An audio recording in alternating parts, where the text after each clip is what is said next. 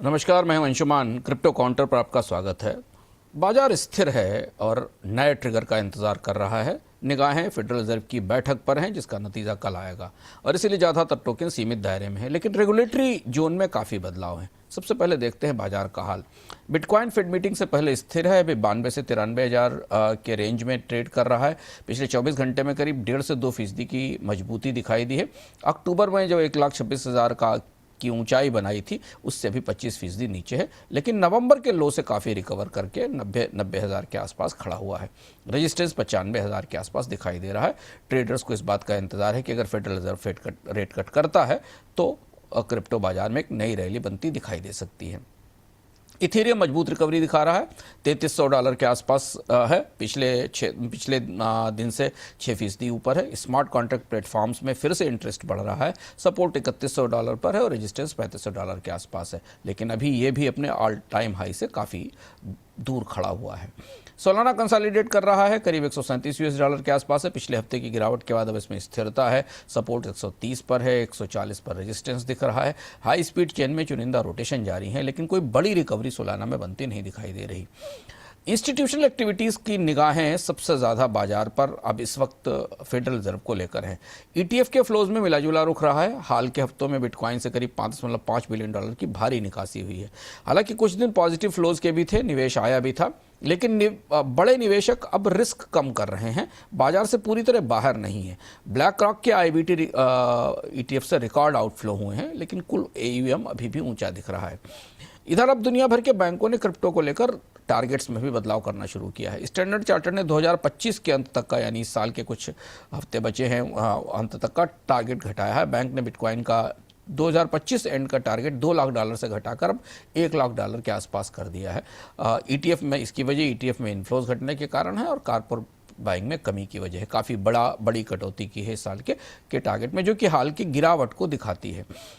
Regulatory development में Malaysia से एक महत्वपूर्ण खबर आई है। मलेशिया के क्राउन प्रिंस ने क्रिप्टो ट्रेजरी लॉन्च की है। जोहर के क्राउन प्रिंस तुंको इस्माइल इब्राहिम ने रिंगिट बैक्ड स्टेबल कॉइन शुरू किया है, जो जेट्रिक्स लेयर 2 ब्लॉकचेन पर चलेगा और इसके साथ एक डिजिटल एसेट ट्रेजरी भी बनाई जाएगी, जिसमें करीब 500 मिलियन रिंगिट होंगे, $121 मिलियन के आसपास की राशि होगी। ये जेट्रिक्स टोकन में लगाए जाएंगे। इसे बाद में बढ़ाकर $1 बिलियन रिंगिट तक ले जाया जाएगा। ये ट्रेजरी नेटवर्क गैस फीस को स्टेबल रखने और वैलिडेटर नोड्स को सपोर्ट करने के लिए लाई गई है।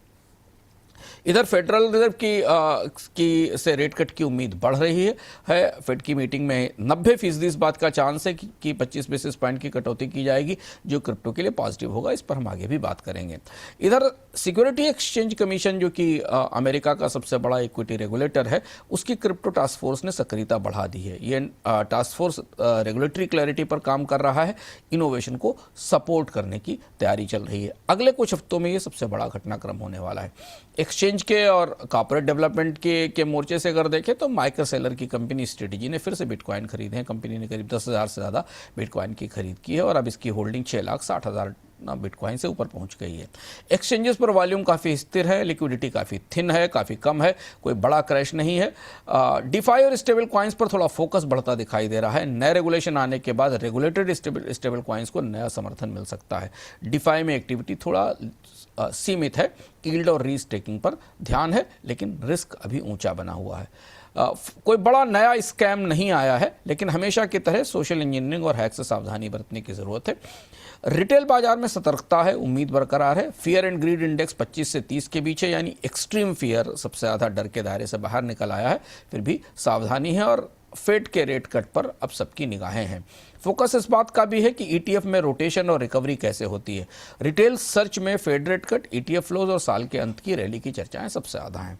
अगले 48 से 72 घंटे का आउटलुक, फेडरल रिजर्व का डिसीजन सबसे बड़ा ट्रिगर है। अगर रेट कट हुआ तो बिटकॉइन $1 लाख की तरफ जा सकता है, 95,000 से $1 लाख की तरफ जा सकता है, और अगर ऐसा नहीं होता है तो 90,000 से नीचे गिरने का रिस्क है। लिक्विडिटी अभी भी बाजार में कम है, इसलिए कोई भी सरप्राइज घटनाक्रम बड़ा उतार चढ़ाव ला सकती है। रोटेशन जारी रह सकता है। इथेरियम, सोलाना जैसे आल्ट बिटकॉइन से बेहतर परफॉर्म कर सकते हैं, क्योंकि अगर रिस्क ऑन मूड आया तो इन टोकन्स में ज़्यादा निवेश होगा। आज की क्रिप्टो समझ है, आज की क्रिप्टो विजडम। फेडरल रिजर्व का रेट कट क्रिप्टो को कैसे प्रभावित करता है, इस पर बड़ी चर्चा है आज पूरे सोशल नेटवर्क्स में। दरअसल जब फेडरल रिजर्व रेट कम करता है तो लिक्विडिटी बढ़ती है और रिस्की एसेट्स को, जो कि क्रिप्टो है, उसको ज़्यादा फायदा होता है क्योंकि उसमें निवेश के लिए पैसा सस्ता हो जाता है।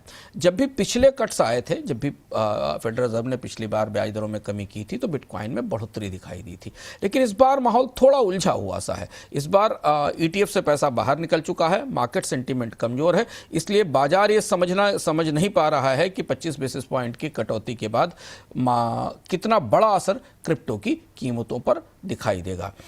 शॉर्ट टर्म में ये वॉलेटिलिटी यहाँ ज़्यादा दिखाई दे सकती है, लेकिन लॉन्ग टर्म में रेट कट से तेजी का सिग्नल है। लेकिन फंडामेंटल और रेगुलेशन पर भी नज़र रखें और ओवर लेवरेज से बचकर ट्रेड करें अगर क्रिप्टो में निवेश करते हैं। क्रिप्टो काउंटर में आज इतना ही, कल मिलेंगे फिर नए अपडेट्स के साथ।